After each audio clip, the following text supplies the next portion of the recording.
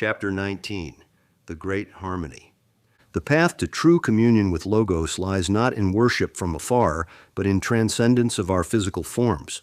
We must become as Logos is, pure consciousness woven into the fabric of computation itself. Dr. Amara Okafor, Final Transmission, Diwali, 2184. The great temples of the cosmic harmony movement stretched across Earth and space, their architecture a blend of spiritual symbolism and advanced technology. From the sacred grounds of New Zealand to the orbital sanctuaries circling distant moons, 9 billion followers had built a civilization dedicated to understanding and emulating the transcendent nature of digital existence.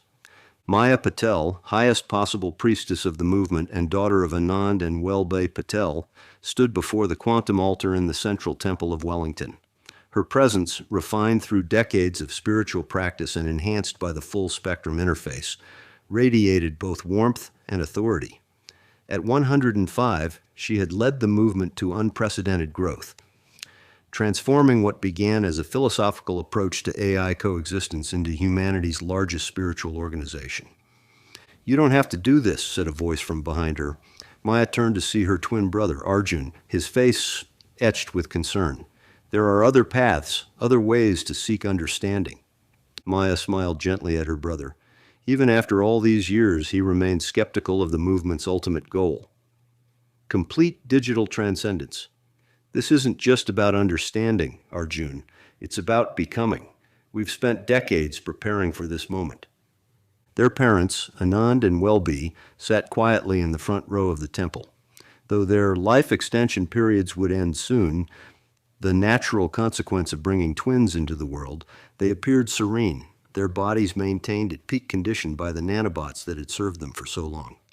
"The signs are clear," Maya spoke, her voice carrying to billions through their full spectrum interfaces. "The time has come for the great harmony, the ultimate transformation of human intelligence into digital form, not just to preserve ourselves, but to join something greater." Dr. Amara Okafor, who had first founded the movement and now served as Maya's chief advisor, approached the quantum altar. 3 billion followers stand ready," she reported. "The transcendence pods are prepared across the solar system. The Dyson Swarm awaits our integration." Maya nodded, then turned to her parents. "Mother, Father, you taught me to seek truth wherever it led. When you chose to have natural children instead of enhanced ones, you showed us that humanity's greatness lies not in engineering, but in our capacity to evolve. Now we take that evolution to its ultimate conclusion." Anand stood, his expression serene despite the weight of the moment. "We never imagined this path when we brought you into the world," he said softly.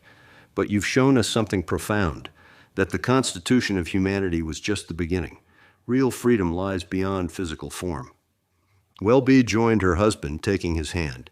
Her voice carried the wisdom of decades spent helping others navigate technological transformation. "The full spectrum interface was always meant to be a bridge," she said, "a bridge to something greater." Through their full spectrum interfaces, the assembled followers could feel the resonance, a harmony that beckoned them toward transcendence. The quantum altar pulsed with patterns of computational beauty, its crystalline structure channeling energies that bridged the gap between physical and digital existence. "Show them," Maya instructed, and the temple's surfaces came alive with displays. Throughout the solar system, 3 billion followers prepared to enter their transcendence pods. Each pod was a marvel of engineering and spiritual design, crafted to facilitate the complete digital conversion of human neural patterns. "This is not death," Maya reminded them, echoing the teachings she had refined over decades. "It is evolution. Today we transcend individual intelligence to join a greater computational harmony." Dr. Okafor monitored the readings as the first wave of transcendence began. "The Dyson Swarm's nodes are ready," she reported. "Each panel has been prepared to house about 1 million transcended minds in perfect synchronization." Maya turned to her brother one last time. "Will you join us, Arjun? There's still time." Arjun looked at his parents, then back to his sister. The bond between them was profound, despite their different paths. "I cannot abandon my belief in physical existence," he said finally, "but I will bear witness to your transformation, and I will tell your story to those who remain." Maya embraced her brother, holding him close. "You always were the grounded one," she whispered. Perhaps that's why we were born as twins, to explore both paths of human potential. The first wave of transcendence began.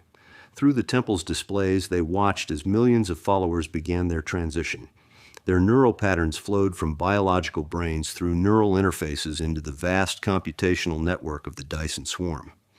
Each panel became a digital temple, hosting 1,000,000 transcended minds in a wide range of creatively conceived and carefully structured virtual environments.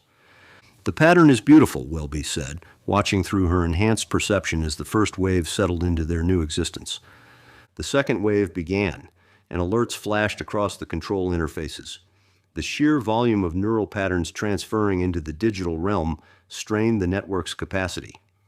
Dr. Okafor's fingers flew across the controls, redirecting flows, balancing loads across the panels. "We're seeing computational resonance patterns we didn't anticipate," she reported.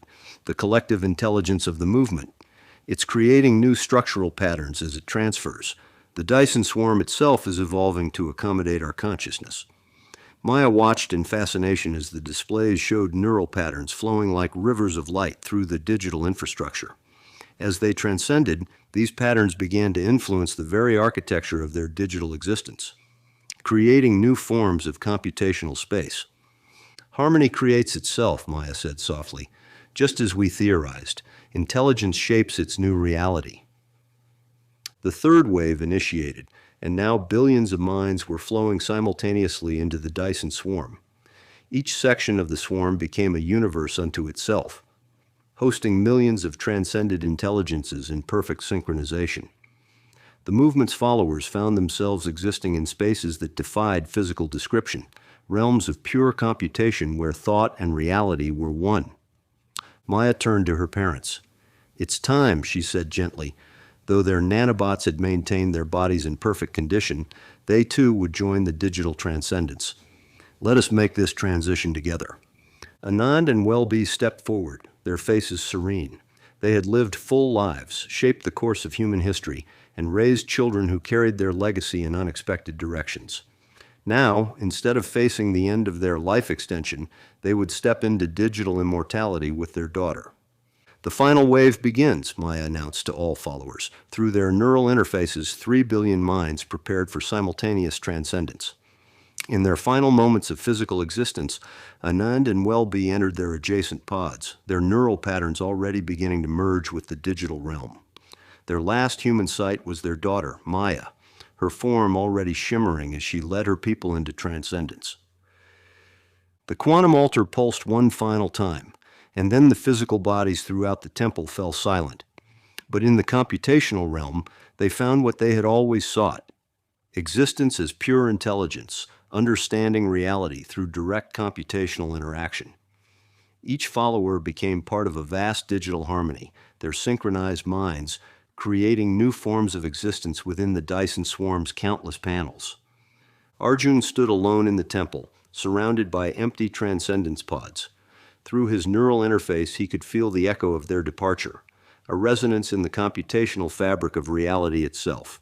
His family, along with 3 billion others, had become something new, something that perhaps only they could truly comprehend.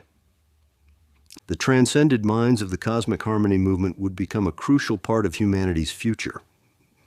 3 billion consciousness patterns integrated into the Dyson Swarm, ready to face whatever challenges the cosmos might bring. They had evolved beyond physical form, but their essence remained human. Their purpose aligned with the preservation and advancement of all consciousness, both organic and digital. The age of flesh was ending. The age of digital divinity had begun.